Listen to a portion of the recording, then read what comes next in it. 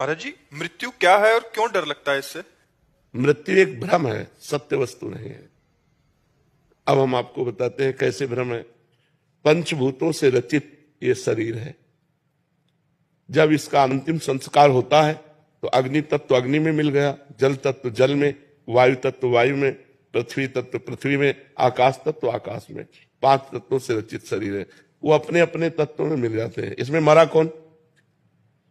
मरा नहीं ना, शरीर में मरा नहीं ना। और आत्मा अविनाशी चैतन्य घन है, उसको कोई मार सकता नहीं। नैनम छिन्दन्ति शस्त्राणि नैनम दाहति पावका न चैनम क्लेदयन्त्यापो न शोष्यति मारुता।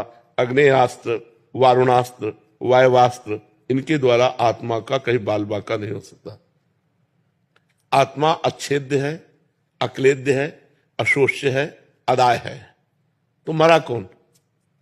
शरीर पंचभूत में मिल गए, आत्म तत्व अंतर ध्यान हो गया, मरा कोई नहीं।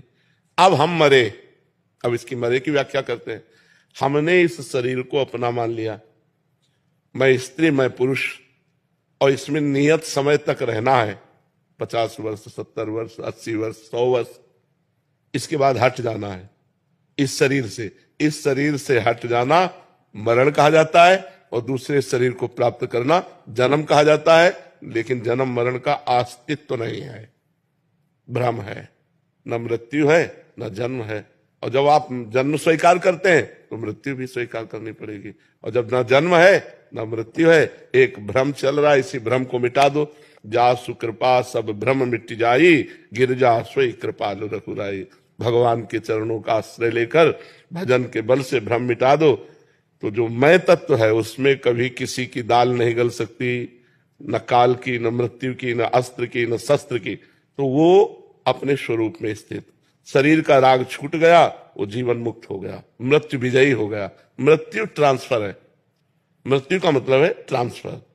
यही है अगला जन्म, और ये छोड़ना हुआ मृत्यु। मृत्यु और जन्म एक भ्रम है, अज्ञान जनित है। जब तक ये नष्ट नहीं होगा अज्ञान, तब तक ये क्रम परंपरा चलती रहेगी। जैसे स्वप्न में एक आदमी समुद्र में डूब रहा है, अब उसके बचाने का उपाय क्या है? वो जोर से चिल्ला पड़ा, मैं डूब रहा हूं, बचाओ। अब जितने जागने वाले हैं, अब क्या उपाय कर सकते हैं? समुद्र के आसपास वो अपने को देख रहा है कि मैं समुद्र में डूब रहा हूं, हल्ला मचा रहा है कि आसपास लोग हैं, मुझे बचा लें। और वो आवाज जोर से निकल पड़ी उसकी स्वप्न में, मैं पानी में डूब रहा हूं, समुद्र में, मुझे बचाओ। अब हम तैराक लावें या नाविक लावें, ये क्या करें? तो एक केवल उपाय है, जगा दो।